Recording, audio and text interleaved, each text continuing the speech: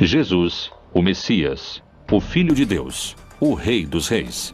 O grande protagonista do livro mais importante da história ocidental, a Bíblia. Um homem que muitos acreditam conhecer, mas que ao mesmo tempo é um dos maiores mistérios da humanidade. Quem foi verdadeiramente Jesus? O Novo Testamento, em todos seus livros e tradições, tenta precisamente responder essa pergunta: quem é Jesus? Quais dúvidas existem sobre o lugar e a data do seu nascimento? Por que não sabemos nada da sua primeira infância? Uma criança bate Jesus, ele fica com raiva, amaldiçoa e o menino cai morto. Jesus foi um homem pacífico, como sempre nos contaram? Jesus costumava enfrentar os inimigos do povo. O Antigo Testamento descreve a receita do azeite de unção. Um dos ingredientes poderia ter sido o que conhecemos hoje como cannabis. A cannabis era um dos produtos medicinais mais importantes do velho continente. Mas não só esse tipo de práticas são motivos de debate. O papel de Maria Madalena como sucessora e líder do seu movimento revolucionário também é motivo de discussão para alguns peritos. Era importante por ser ela, não por ser amante de Jesus. Jesus foi um homem comum? Jesus é um brincalhão sarcástico que zomba da ignorância dos seus discípulos. Ou, como dizem as profecias bíblicas, o Filho de Deus? Foi o líder dos cristãos ou foi o Deus de outra religião? Jesus se vê como o Filho do Sol. Milhares de perguntas surgem em torno do profeta principal da religião que tem mais fiéis ao redor do mundo. Hoje, algumas respostas começam a surgir. O líder de uma revolução armada? Um amante fremente? O Filho do Sol? Quem foi realmente Jesus? Belém, Palestina. Segundo a tradição cristã, foi aqui onde se iniciou a era que mudaria para sempre a história da humanidade. Os evangelistas não concordam com o lugar de nascimento de Jesus. Mateus e Lucas afirmam que Jesus nasceu em Belém, enquanto que Marcos e João afirmam que nasceu em Nazaré. A Virgem Maria é uma mulher da Galileia. A região de Israel está dividida em 3 regiões: o sul, Judeia, o centro, Samária e o norte, Galileia. Aqueles são galileus. Nazaré é uma aldeia da Galileia. Então, um bom judeu tem que ser da Judeia e não da Galileia. Esses últimos seriam da periferia. Como descendente de Davi, o Messias devia nascer na zona davínica, por assim dizer, em Judá, em Belém. Como chega a Nazaré vindo de Belém, é também parte dos relatos que devem ser construídos. Lucas, que é quem faz o trabalho historiográfico mais importante, usa como dado de referência histórica um censo de Augusto César, e é na época de Herodes o Grande, em Jerusalém. Então, por motivo do censo, José vai a seu lugar de nascimento para o censo. Alguns dos historiadores não encontram o censo de Augusto naquela época. Eles encontram o censo de Herodes Antipas de 10 anos depois. É um censo local, não é um censo imperial. E os censos locais não se faziam no lugar de nascimento, e sim no lugar onde a pessoa vivia. Por isso, alguns dizem que o censo não coincide historicamente. Isso tem a ver com que, na verdade, Jesus não pôde ter nascido em Belém por questões de cronologia histórica, e sim ter nascido em Nazaré. Os 4 evangelhos que formam a Bíblia falam sobre a opressão do domínio do Império Romano sobre a qual o povo de Jesus vivia. Porém, não concordam com o lugar concreto do nascimento de Jesus. Essas divisões começam nas Escrituras. Jesus nasceu na aldeia de Belém, Bethlehem, em hebraico, derivado de Bet, casa, e Lehem, pão. É um lugar pequeno, uma aldeia, onde tinha nascido o rei Davi. A história no Evangelho de Mateus e no Evangelho de Lucas diz que quando Maria engravidou, ela morava em Nazaré. Nazaré é uma outra região. Está na região da Galileia. Está no norte do país. Nazaré, Israel. Uma pequena cidade em que hoje moram apenas 70 mil habitantes. está localizada a 115 quilômetros de Belém. 2 milênios atrás, essa viagem demorava quase uma semana e era em um território desértico, onde você podia morrer de desidratação ou como vítima de ladrões e bandidos. Mas por que fariam uma viagem tão perigosa e complicada? Por causa da ordem que deu Augusto César de que, para realizar o padronamento, o censo, os homens com propriedades deviam voltar ao lugar onde tinham suas propriedades. José, que era descendente do rei Davi, teve que voltar a Belém, onde tinha suas propriedades, apesar de Maria estar grávida. O Messias tinha que nascer em Belém. Por isso que Herodes mandou matar todos os meninos da aldeia de Belém que tivessem menos de 2 anos. Quando Herodes mandou matar os meninos, Jesus foi levado por seus pais ao Egito. Mas quando Herodes morreu e José ficou sabendo, voltaram à Palestina para morar lá novamente. Mas não quis voltar a Belém, porque Aquelau, o filho de Herodes, era o governante e tinha um medo de que continuassem procurando o menino. Ele preferiu voltar àquela cidade onde já tinha morado há alguns anos, onde conheceu Maria, a cidade de Nazaré. Nas páginas da Bíblia não há coincidências sobre o lugar de nascimento de Jesus. Não existem fatos históricos que garantissem que tenha nascido em Belém. No Evangelho de São João, Natanael, um dos seus discípulos, se referindo a Jesus, se pergunta: Disse-lhe Natanael: Pode alguma coisa boa vir de Nazaré? Cumpriram-se as profecias? É realmente escassa a informação histórica sobre os primeiros anos de vida de Jesus? Que outros dados misteriosos se encontram ao redor da figura de Jesus? Como esteve formada sua família? Jesus pôde ter tido irmãos? A igreja assegura que Maria era virgem. Não somente que foi virgem antes de conceber a Jesus, mas que sempre foi virgem. Por isso não podem admitir que Jesus teve irmãos. E então, já que os textos existem, eles tentam justificar dizendo que, quando a Bíblia fala em irmãos, pode querer dizer primos, porque, na verdade, dizem que no texto hebraico não há 2 palavras diferentes para primos e para irmãos. Mas o problema é que os textos estão em grego, e no grego há diferença entre essas palavras, e eles falam em irmãos. Não conhecemos suas irmãs, e falam de Maria, Susana e dos seus irmãos. Falam de Tiago e Judas. E mencionam, no mínimo, que tem 2 irmãs e 2 irmãos. E mencionam seus nomes. Não é este o filho do carpinteiro? E não se chama sua mãe Maria e seus irmãos Tiago e José, Simão e Judas? Como é possível que não existam registros da infância e da adolescência de Jesus no Novo Testamento? Com o Concílio de Nicéia, ficou uma lista inicial de livros canônicos exigidos, requeridos por Constantino. Ele reuniu os bispos de distintas igrejas para que chegassem a um consenso sobre quais eram os livros inspirados em Deus e aqueles que deveriam ficar de fora. Que enigmas contêm esses textos deixados de fora da Bíblia? Os evangelhos canônicos são também o resultado de diferentes teologias e interpretações de Jesus. Todos, em última instância, são diferentes tentativas de entender essa fé em Jesus, a qual, desde o começo, parece ter gerado polêmica entre os seus seguidores. Por isso, os evangelhos, tanto os canônicos quanto os apócrifos, refletem diferentes interpretações dessa mensagem original e histórica de Jesus.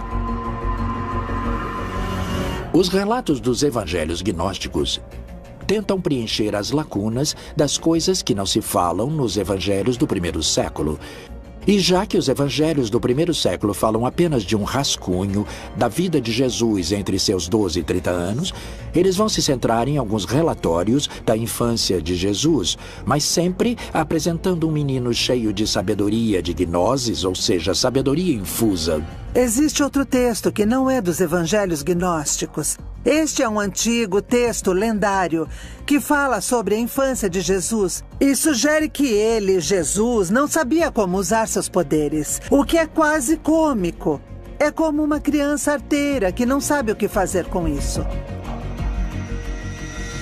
Jesus é um homem de paz, mas não deve se confundir com o sentimento pacifista que entendemos nos nossos dias, porque vemos muitas vezes a Jesus com um temperamento forte, inclusive fazendo coisas que nos pareceriam violentas. Um menino que corria, esbarra e bate Jesus por detrás.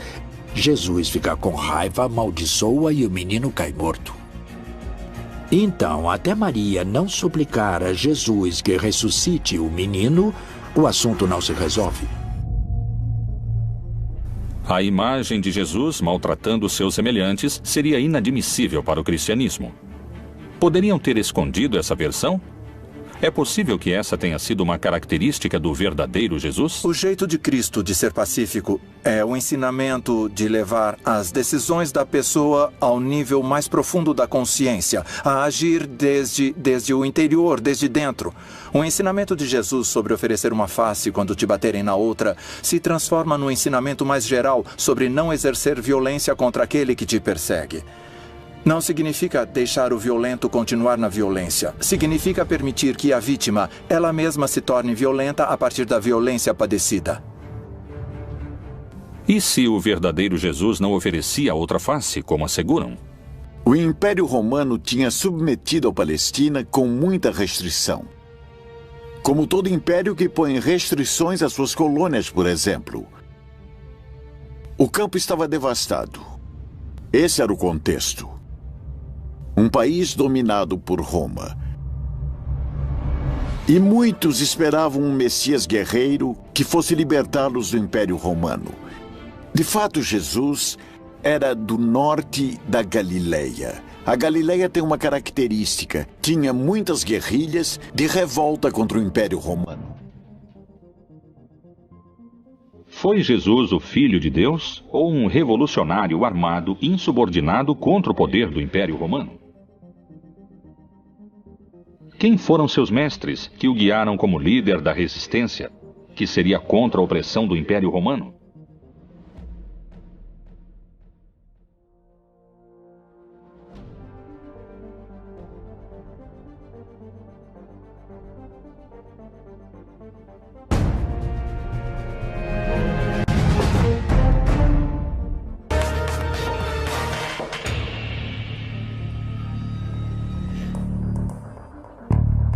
São poucos os dados que se obtêm sobre a juventude de Jesus, e seu lugar de nascimento ainda é um tema de debate.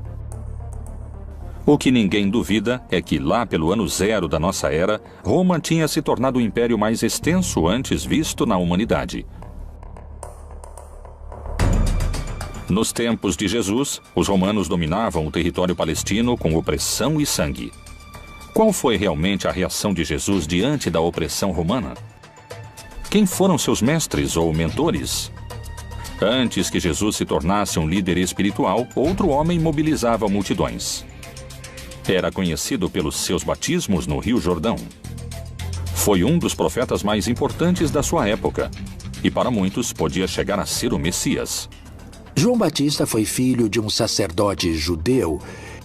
E todo sacerdote judeu é filho da família de Arão e da tribo de Levi. Ele começa dizendo que o reino de Deus tinha se aproximado e que quando o reino de Deus se estabelecesse, segundo o Apocalipse, todos os malvados seriam vencidos. E disse que faria uma manifestação da sua decisão em uma ablução ou batismo na água. João Batista era um predicador carismático. Seu sermão começava a ser cada vez mais desconfortável para os líderes romanos.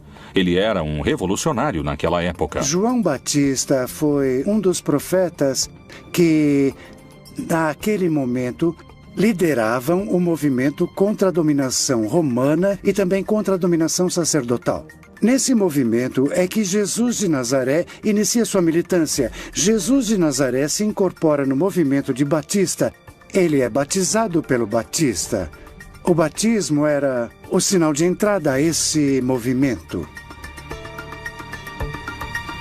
Herodes Antipas vê que o movimento de Batista é perigoso.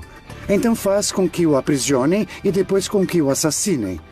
Nesse momento, quando o aprisionam, Jesus se separa do movimento, sai da Pérea e volta à sua terra, que é a Galileia, e ali começa a formar seu próprio movimento. A partir do batismo, todos os sinais e eventos apontam que esse carpinteiro de Nazaré é alguém extraordinário. É alguém que tem o apoio do Espírito Santo, que era basicamente a presença de Deus no mundo para estabelecer seu reino. Jesus se tornaria o líder de um movimento cada vez mais multitudinário. Que filosofia ou prática cumpriam os essênios naquela época? Os essênios foram um grupo que tinha pensamentos muito importantes durante aquela época. Os essênios eram uma escola de pensamento iniciático, esotérico. Muito provavelmente Jesus, naqueles períodos da sua vida, dos quais se conhece relativamente pouco, porque está pouco explicado nos evangelhos. Estou falando do período da sua adolescência, da sua infância.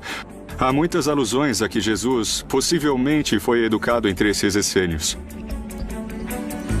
Os essênios foram um grupo, uma seita judaica que tem relação com a origem da pureza. A primeira notícia que temos sobre eles é a de Flávio Josefo, que diz que eles viviam no deserto de Judeia. Era um grupo que tinha se distanciado do sacerdócio oficial em Jerusalém, porque o consideravam cúmplice do Império Romano e corrupto na sua forma de viver a religião. Qual era o contexto social da época que pôde ter seduzido a Jesus e a João Batista a fazer parte dos essênios? Segundo a Bíblia, Jesus se movia com um grupo de discípulos pelas terras da Judéia. Esse movimento podia ser perigoso sob os olhos do Império Romano. Quando Jesus começa a fazer parte do movimento e começa a ser perseguido, devemos levar em conta que a perseguição que estabelecem tanto Herodes Antipas, desde a Galileia, como o Império Romano também o faz desde o princípio.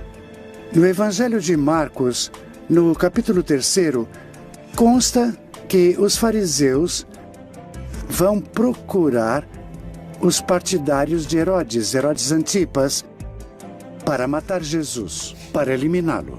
Por isso, Jesus nunca consegue entrar de fato nas cidades. A única vez que entra em uma cidade é em Jerusalém e lá o matam. Os seguidores do Império Romano não hesitaram em decapitar João Batista. Jesus colocava sua vida em perigo e o movimento devia ser muito organizado. E levantando-se dali, foi para os termos da Judéia, além do Jordão. E a multidão se reuniu em torno dele e tornou a ensiná-los, como tinha por costume. Ele expressa com muita clareza em um debate que acontece com seus próprios discípulos. Eles dizem para Jesus que quando se consolidar o reino de Deus, eles vão dividir o poder. E Jesus diz, vocês estão completamente errados porque não há nada para dividir. Porque vocês acreditam que o conceito de poder é a dominação, ou seja, que é a arquia. Daí que vem hierarquia, isto é, domínio sagrado. Vocês têm que pensar nele como diaconia ou como douleia, no grego, que significa serviço, como escravo que serve. E, portanto, ele diz, nesse projeto, os últimos, ou seja, os camponeses, os pobres, serão os primeiros. Era revolucionário não só para aquela época, mas para todas as épocas. Na verdade, o seu projeto era o projeto daquilo que hoje nós denominamos comunismo. Quais poderiam ter sido os motivos pelos quais seu movimento teria aumentado a quantidade de seguidores exponencialmente? Evidentemente, os signos extraordinários que Jesus Cristo realizou puderam gerar um assombro e um crescimento no grupo daqueles que o seguiam. Os evangelhos, além de falarem sobre eventos pontuais de milagres, fazem sumários que também nos permitem entender quais seriam essas atividades. Teria realizado curas de enfermos, teria realizado exorcismos, ou seja, expulsão de demônios, teria realizado inclusive algumas ressurreições, ou seja, trazer à vida uma pessoa que estava morta. Teria realizado a multiplicação dos pães, teria caminhado sobre as águas. Portanto, uma série de sinais que nos demonstram que chegou o reino de Deus e que ele é uma pessoa autorizada, inclusive sobre as forças da natureza. Jesus percorria as terras da Judéia se protegendo dos romanos. Mas seu caminho tinha um destino claro. O mais perigoso de todos, onde o estavam esperando o poder judeu e os romanos, Jerusalém. A célebre entrada de Jesus em Jerusalém é uma revolta.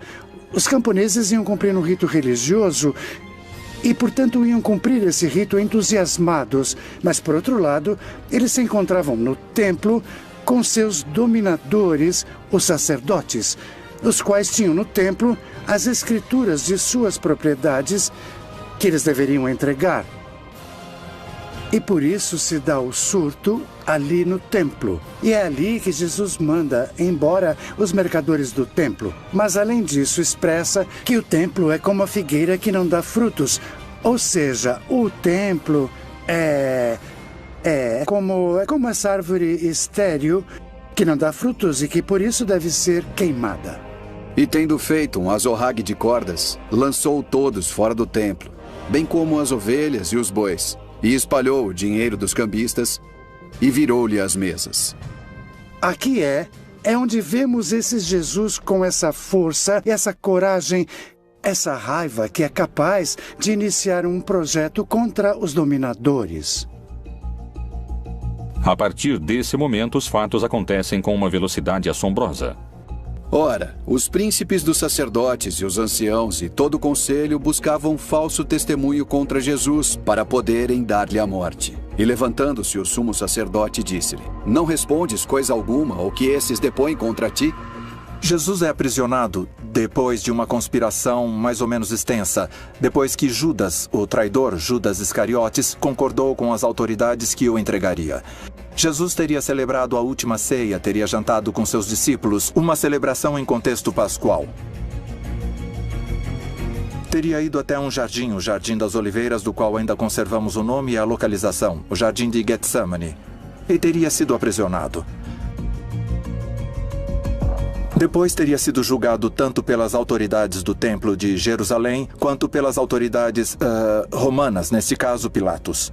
Depois do julgamento, Jesus é torturado, crucificado e assassinado.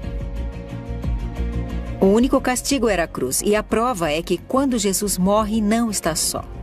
Há 2 homens ao seu lado, e que, segundo a tradução no grego, não são simples ladrões.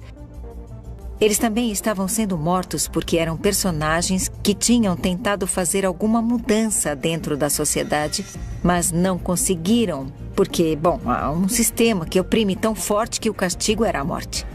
E o mesmo lhe lançaram também em rosto os salteadores que com ele estavam crucificados. Apesar de que especialistas e eruditos concordam com esse dado histórico, há interpretações sobre outros aspectos da vida de Jesus, onde os posicionamentos são muito diferentes. Novas leituras da Bíblia indicam, por exemplo, que naquela época Jesus tinha contato com o mundano. Poderia ter utilizado drogas como um caminho de conhecimento divino e de cura?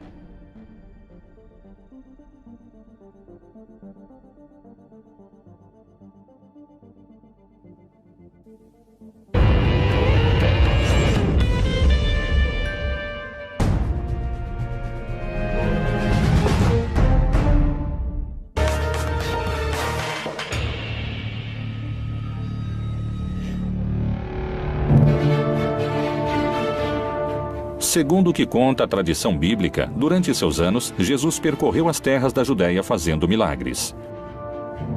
Para alguns teólogos e estudiosos bíblicos, Jesus tinha contato com o profano e terreno. E na vida comunitária, as drogas cumpriam um papel central. Poderia ter utilizado drogas como um caminho de conhecimento divino ou de cura? Possivelmente utilizou essas plantas. Jesus também utiliza plantas medicinais para suas curas. É bem possível. Em Mateus, pode-se ler que Jesus cura a sogra de Pedro. E chegada a tarde, trouxeram-lhe muitos endemoniados. E ele, com a sua palavra, expulsou dele os espíritos e curou todos os que estavam enfermos. Em todos os milagres de nosso Senhor Jesus, a cura aos cegos, ou à morte, ou aos mancos, inclusive se levantando da morte, como ele faz. Todos esses milagres apontam sua identidade como Filho de Deus. Os milagres não são o fim, não é assim. Eram o que as pessoas queriam esse poder entre eles. Mas eles ignoraram, ou não quiseram ouvir, que nosso Senhor Jesus estava falando com eles sobre quem ele era, como Filho de Deus. E por isso, seu maior milagre se torna sua própria ressurreição entre os mortos.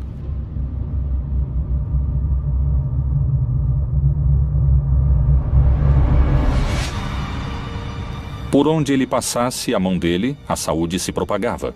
Jesus, o Messias. Foi capaz de realizar milagres ou estamos na presença de alucinações coletivas?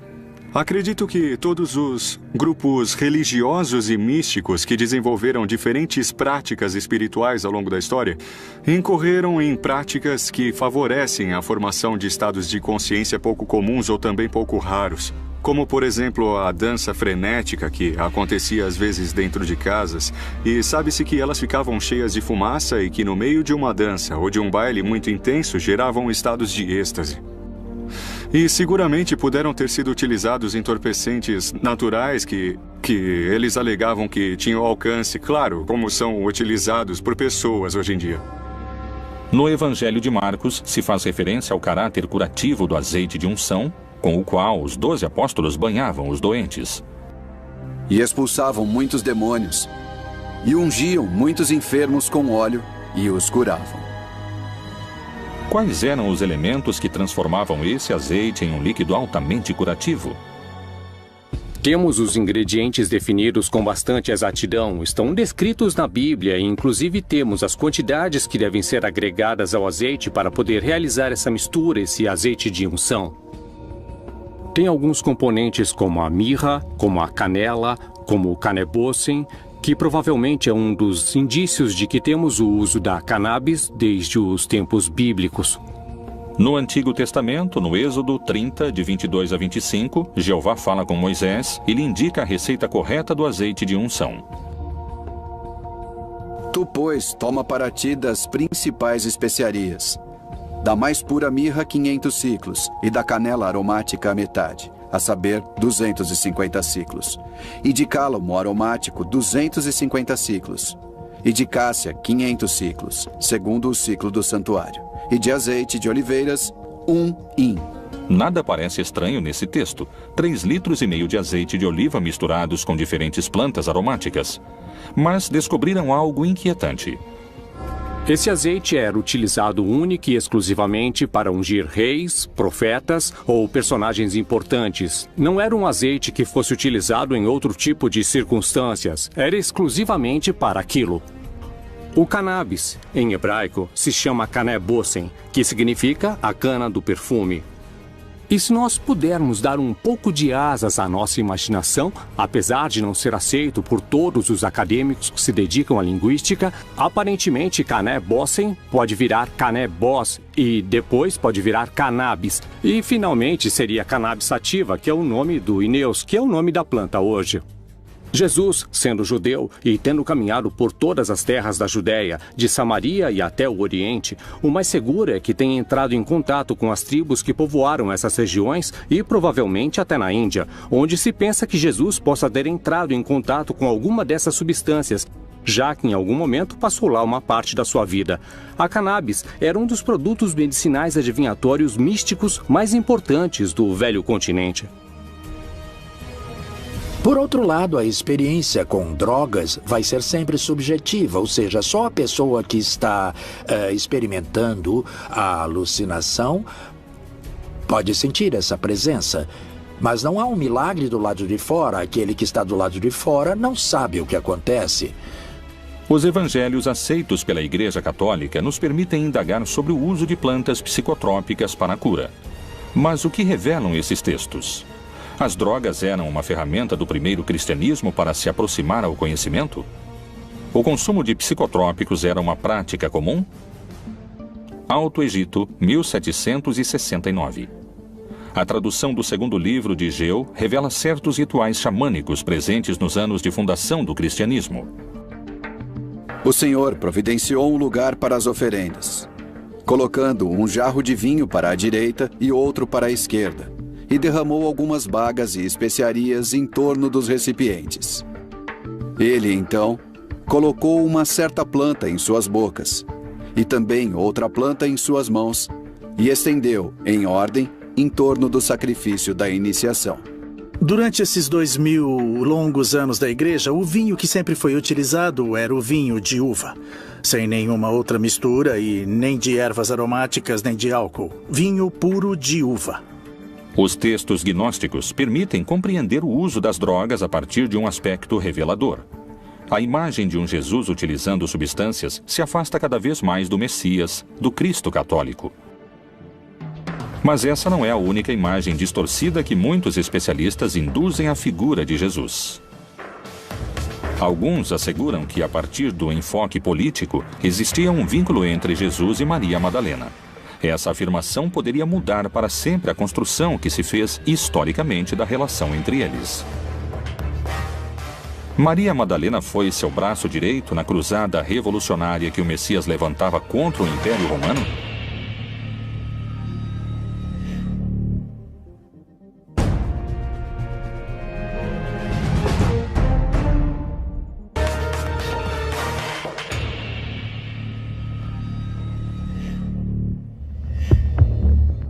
O uso das plantas com poder curativo continua sendo um dos mistérios que cercam a vida de Jesus.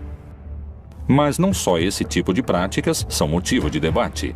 O papel de Maria Madalena como sucessora e líder do seu movimento revolucionário também está em discussão, segundo especialistas. Maria Madalena é, para mim, tirando a Maria, mãe de Jesus, a mulher mais relevante nos evangelhos. É tão importante que eu acompanho como apóstolo durante todo o percurso. Sim, ela foi uma discípula realmente muito querida, ao ponto de ser a primeira que consegue perceber que Jesus havia ressuscitado. A primeira a quem que Jesus ressuscitado a vida fala, e é a ela que é dada a missão de dizer a todos os apóstolos, incluindo Pedro, que Jesus voltou à vida. Então ela tem essa missão. Isso lhe dá um papel importantíssimo nos evangelhos. Digo novamente, depois de Maria, a mãe de Jesus, é a mulher que eu arrisco a chamar praticamente de apóstolo. É a mulher mais importante dos evangelhos. A Bíblia e o Novo Testamento apresentam muitas Marias, mas essa é específica. Maria Madalena, isso é claro. E essa mulher, que era uma mulher descentrada, destruída, vai se tornar pouco a pouco a discípula preferida. Obviamente, para um mundo patriarcal, machista, isso não é possível. Que aquela que vá na frente junto com o mestre seja uma mulher. Aquela que era uma pessoa da qual expulsaram 7 demônios, destruída, tornou-se a mestre. Aquela que melhor entendeu o que significava essa nova versão religiosa. É a discípula mais avançada de Jesus. No simbolismo místico, está escrito que quando alguém começa a vida mística, beija Jesus nos pés. Quando está mais avançado, beija Jesus nas mãos. Quando se transforma em Jesus, beija Jesus na boca. E os textos gnósticos dizem que ela é a única que beijava Jesus na boca. Tem diversos textos que provam incisivamente que tanto as mulheres como os homens faziam parte do projeto de Jesus. Esses textos nos ajudam a entender a radicalidade da revolução que significa o projeto de Jesus, porque a liberação da mulher é uma coisa absolutamente impensada naquela época. E pensemos que, nesse momento, ainda estamos lutando por isso. E que Jesus já tinha se adiantado completamente a tudo isso. E em seu movimento, tanto homens quanto mulheres participavam em condições semelhantes. Os livros gnósticos ajudam a formar uma opinião diferente daquela que pode se encontrar entre as páginas do livro sagrado. Akhmin, Egito, também conhecida como Panópolis. Durante o século IV e o século V, foi uma das capitais do cristianismo copto. Em janeiro de 1896, um grupo de arqueólogos trabalhava num antigo cemitério cristão. Surpreendentemente, descobriram um códice antigo, que continha uma série de papiros escritos em copto. O códice foi doado ao Museu de Berlim. Sobreviveu nos arquivos do Museu Alemão a 2 guerras mundiais. Teve que esperar até 1955 para ser traduzido. E então se fez público uma descoberta reveladora. O Códice de Armin continha 4 textos gnósticos. Um deles era o Evangelho de Maria Madalena. Faz pouco tempo encontrou-se o Evangelho de Maria Madalena, onde ela aparece muito como um líder entre os apóstolos. É ela que se reúne com os outros quando estão com medo de sair para pregar o Evangelho, porque temem morrer como Jesus morreu. E ela fica em pé e diz que tem coragem, porque o Senhor nos transformou, e então ela lhes prega a palavra de Jesus.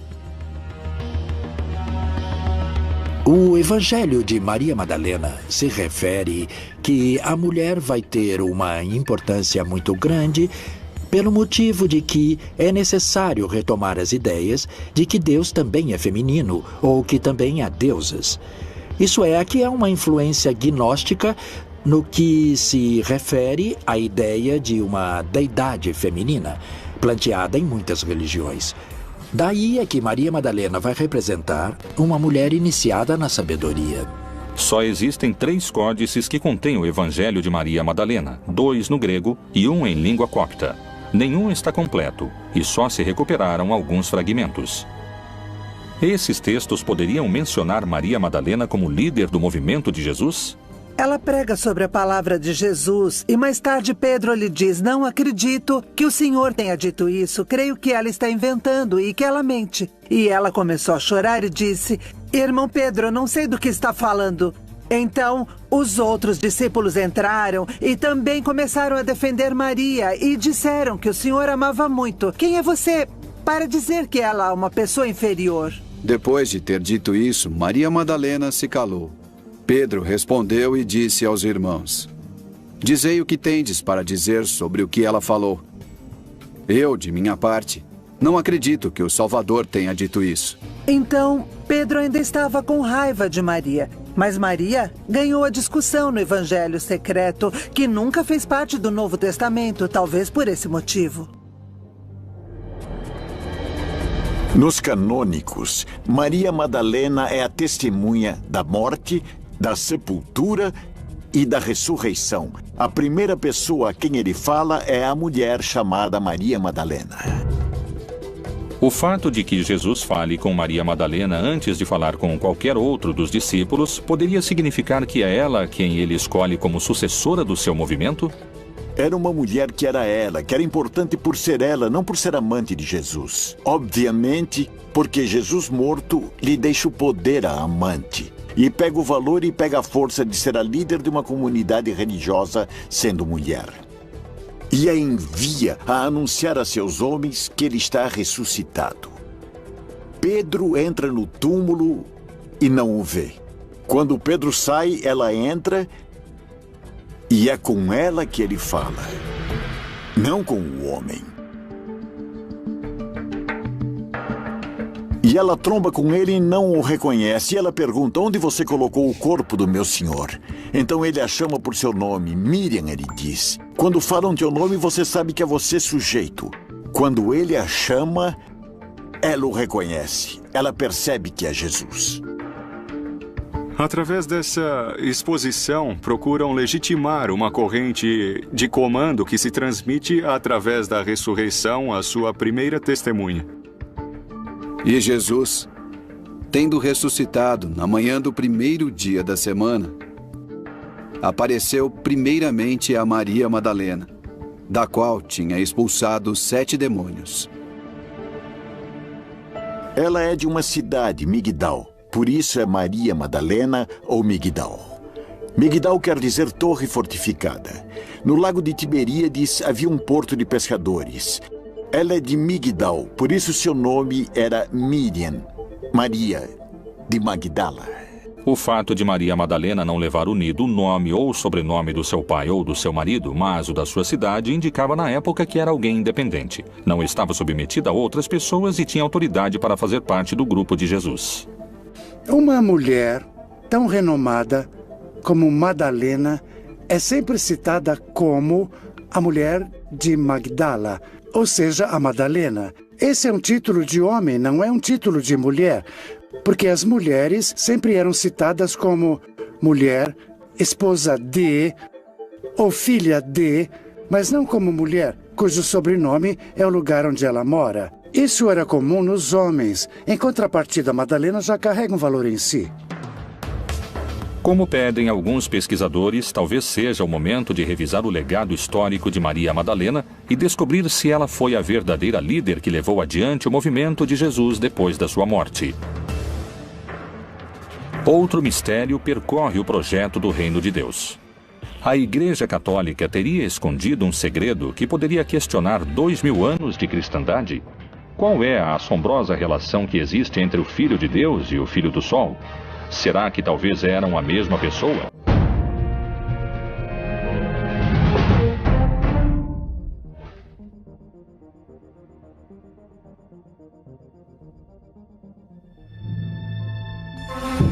As questões sobre a origem do lugar de nascimento de Jesus, sobre se ele pertenceu ou não a um movimento revolucionário, o uso de drogas com poder curativo e o legado político de Maria Madalena seguiram sendo um mistério de debate. São muitos os dados perdidos na história de Jesus.